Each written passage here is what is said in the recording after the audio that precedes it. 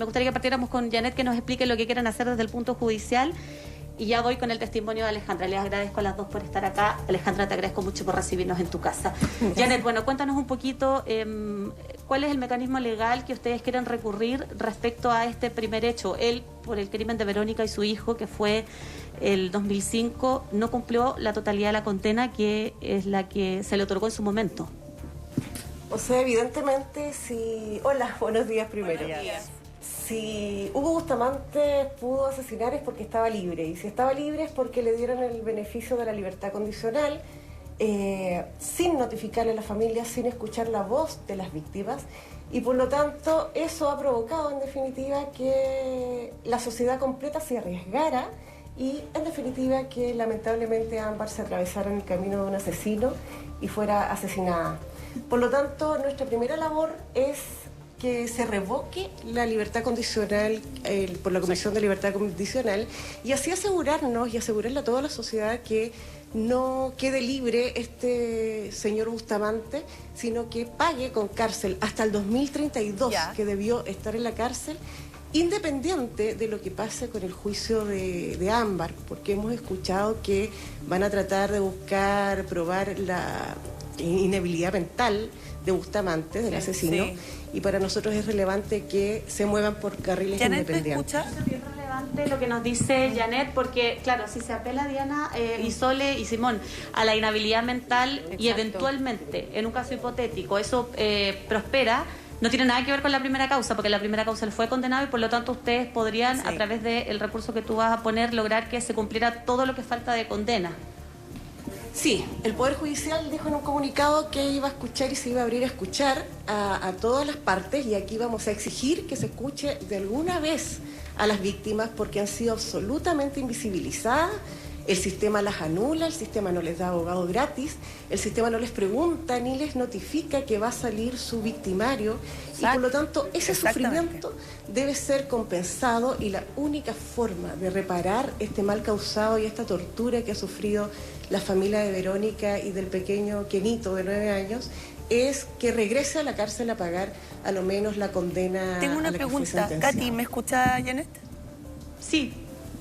Hola, sí, Janet. te escucha. Janet, buenos días. Es Diana que te quiere preguntar. Preguntarte que en el caso que esto, digamos, tenga cabida, lo que ustedes están pidiendo, revocar la libertad condicional, él tendría que cumplir su condena inicial hasta el año 2032, y la sentencia que reciba ahora, ¿se suma desde ahí en adelante?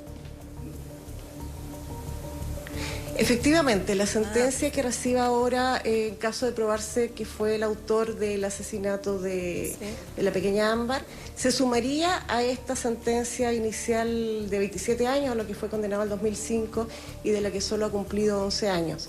Él, insisto, Diana, debió haber salido en 2032. Claro. Si el criterio de la Comisión de Libertad Condicional hubiese sido pro víctima y pro sociedad, entonces nunca nadie habría tenido que cruzarse en el camino de este asesino. Pero ya sabemos que ese no es el criterio, que el criterio de muchos de nuestros jueces en materia penal es pro reo, y por lo tanto la sociedad queda en una posición de desigualdad. Yo acá nosotros somos una ONG, un voluntariado de abogadas que tomamos el caso con Alejandra y la familia de Verónica, y la misión más importante de la familia es que se entienda que las víctimas no tienen abogado, y por lo tanto el fiscal no es abogado de las víctimas, y es muy importante que lo entiendan, porque de lo contrario no pueden llegar a acceder a una justicia eficaz. Claro. Existía un proyecto de ley del defensor público gratuito para las víctimas que no tuviesen acceso a uno particular, y ese proyecto de ley todavía no avanza, y en definitiva seguimos sufriendo, y no podemos solo recurrir al voluntariado de distintas ONG para atender a las víctimas. Este es un deber del Estado, y la única forma de equilibrar la balanza y hablar de real justicia es que los imputados tengan su abogado gratis como hasta ahora, pero que las víctimas también tengan derecho a un abogado, y que se les notifique la libertad condicional, porque el miedo de que el asesino, de que mi violador o de que el asesino de mi hija esté libre, es enorme. Es decir, nos encierran en nuestras casas para que los asesinos anden en las calles. Eso no puede ser. Janet, de hecho, ayer en Mega Noticias se presentó el caso. Bienvenida. ¿Cómo están? Hola, Sole, buenos Y días. ya me da por... Sí, podríamos aprovechar de presentarnos nuestros Yo perdí el invitados retorno, a ver si lo problema, recuperamos, Vamos con- chiquillos, allá en el estudio, Sí. pero claro, lo que dice Janet es súper relevante respecto a ese proceso. Y en esto quiero ir con Alejandra. Alejandra es sobrina de Verónica. Verónica es la primera víctima de Hugo Bustamante junto con su hijo. Y tú, apenas yo llegué acá, Alejandra, me comentaste que probablemente son 3 momentos claves los que ustedes lo han pasado muy mal. Uno de ellos es el que estamos viviendo ahora, pero a ver si me cuentas un poco cómo han vivenciado ustedes también este proceso que ha sido terriblemente doloroso y duro para ustedes. Sí, en realidad han sido 3 veces ya en que se revive todo. Nos obliga como familia a retroceder y recordar el momento en que él asesinó a parte de nuestra familia. Nos obliga a revivir cuando le dieron la libertad, en donde nos sentimos solos y encerrados. Él libre, pero nosotros encerrados, porque teníamos miedo, estábamos tan asustados de que nos buscara tal vez, Claro. o de encontrarnos con él en la calle. Y la tercera vez fue cuando supimos que era la pareja de la mamá de Ámbar. Esos fueron los momentos más tristes y más dolorosos, porque en el fondo nosotros sabíamos que Ámbar estaba en manos de él, sin poder decir nada a nadie, en nuestras casas, solos. Tal como lo decía la abogada, siempre nos sentimos solos, porque nunca hubo justicia real. Mientras estuvo en la cárcel, pensábamos que iba a llegar alguna vez el día en que iba a salir, pero nunca nos imaginamos que iba a ser casi a la mitad de la condena. Alejandra, cuando él sale, tú me contabas algo bien duro, que ustedes se enteran prácticamente así de pasada, viéndolo poco menos por la tele. Tu mamá recibe un llamado porque vieron en la tele, dentro de los beneficios, la foto de él. Así se enteran ustedes que él sale de la cárcel. Sí, fue un golpe bajo, por decirlo de alguna forma. Fue un balde de agua fría. Es no entender, es a quién recurres, a quién le preguntas si es verdad o no. Salió libre. ¿Por qué? Ahí te preguntas por qué. Si él asesinó a mi tía, a mi sobrino, ¿por qué él tiene que estar libre? ¿Quién le dio la autorización? ¿A quién se le ocurre dejar libre a una persona así? Esas son las preguntas que uno se hace y claro, y el sufrimiento es doble. Alejandra, me contaba Diana, Sole y Simón que incluso algo súper cotidiano, ella después de que su puesto tomaba la micro para ir a Villa Alemana, porque aquí la gente se mueve en intercomune, ella va a hacer algunos trámites y todo, con miedo. O sea, Con miedo. tú me decías mirando para todos lados si es que lo veía arriba de la micro. Encontrábamos en algún lugar, era como en ese momento lo más probable, y como tienes puede ser. la cabeza llena de situaciones, el miedo te agota. Mis papás tampoco de querer salir, son lugares que están como vetados en el fondo. No teníamos ganas de ir ni siquiera a la peluquería que queda en el sector, porque no tienes ganas de encontrarte, te da miedo, es terror. Sí, el hecho de Verónica y su hijo ocurrió el 2005. 2005. El 2005, sí. Katy, Ya, no- mira, ya recordar, todos saben lo que pasó. Dolor, ¿no? Lamentablemente, y es lo que yo quiero transmitir en el fondo, es que esta niña estaría viva si no fuera por las malas decisiones que se tomaron judicialmente. Él, si estuviera preso, estuviera cumpliendo la condena como debió ser, Ámbar estaría viva. Y ese apoyo es el que nosotros ahora le damos a ella, el poder contar en nuestra experiencia, el poder contar que somos una familia detrás de no de un asesino, pero es como, estamos detrás, nosotros existimos. Es algo que va a durar siempre, el dolor, Alejandra. va a durar siempre esta historia.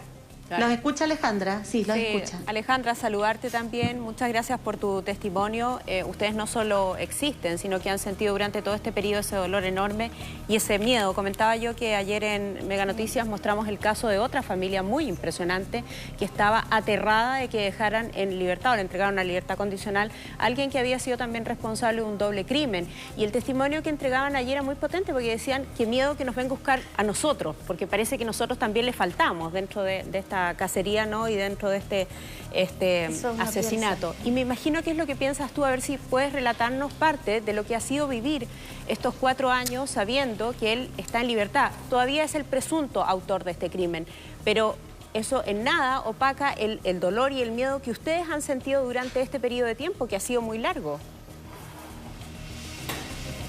Claro, son años que tú piensas que te lo vas a encontrar. 4 años no es poco.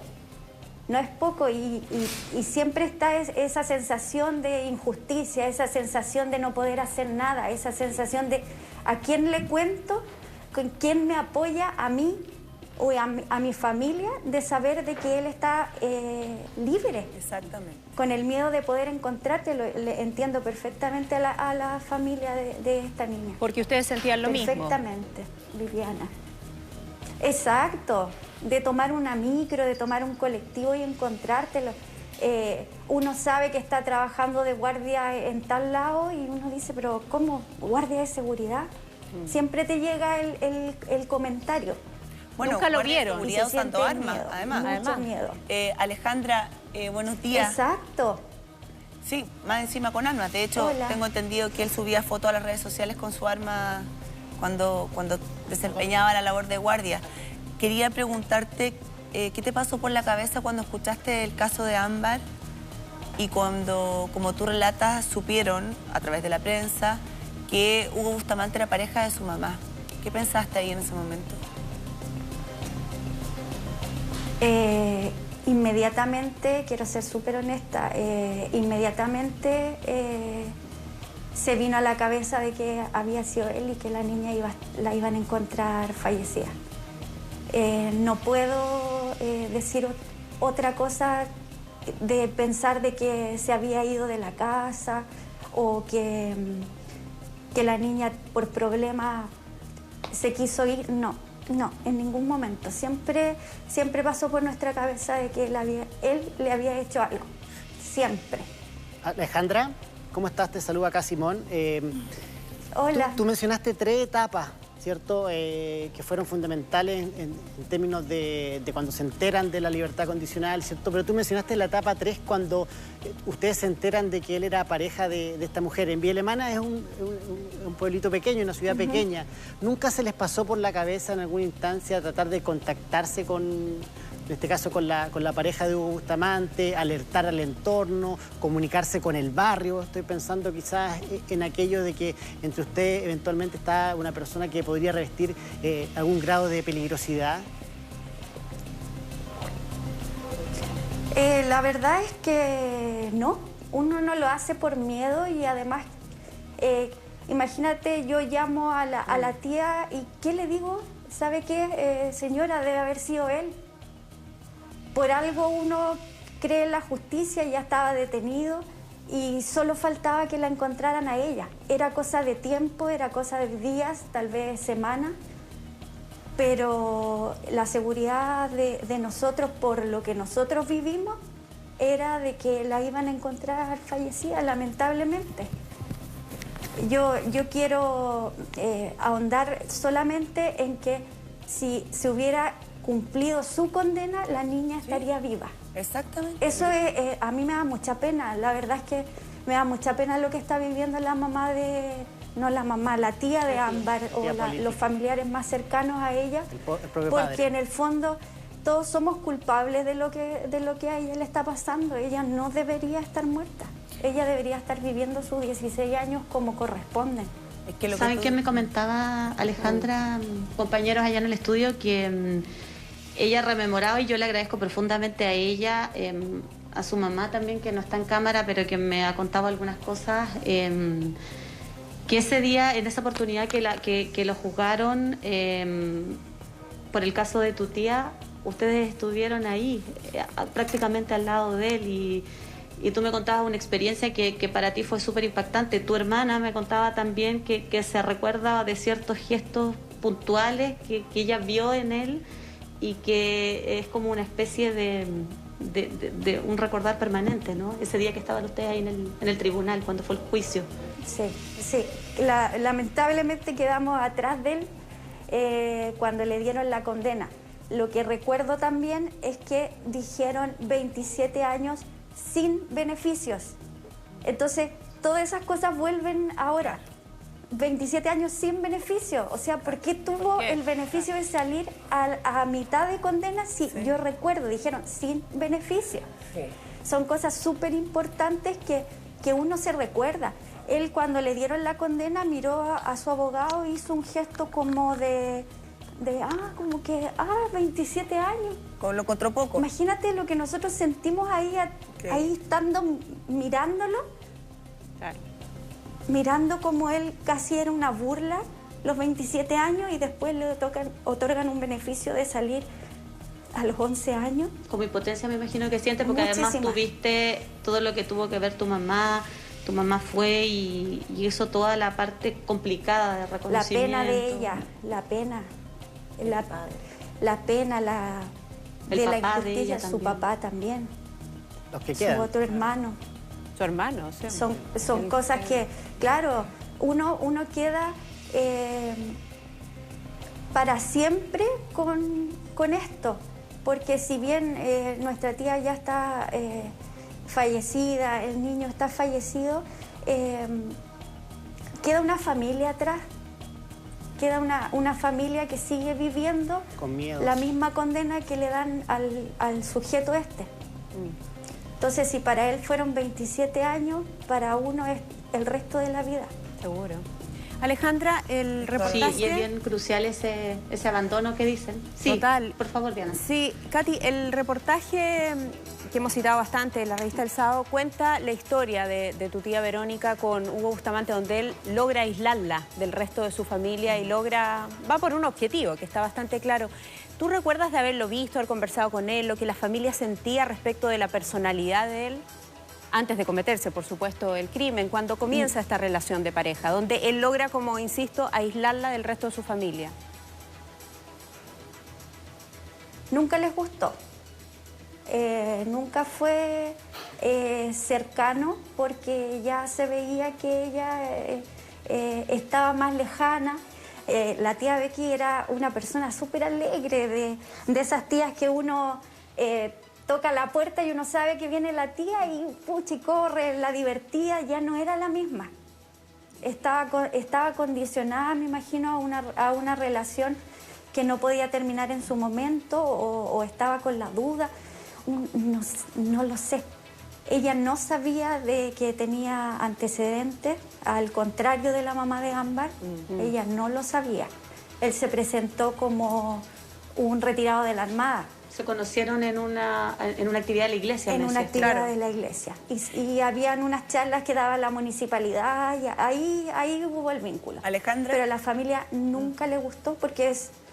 Es que lo que dices tú es importante puntualizar, porque tal vez poca gente sabe. Él tenía antecedentes de robo con fuerza, condena, robo con violencia. Mira, había cumplido condenas también. Entonces, claramente tu tía ahí podría haber conocido su historia, pero claro, no la conocía, que es lo que tú nos relatas. Sí,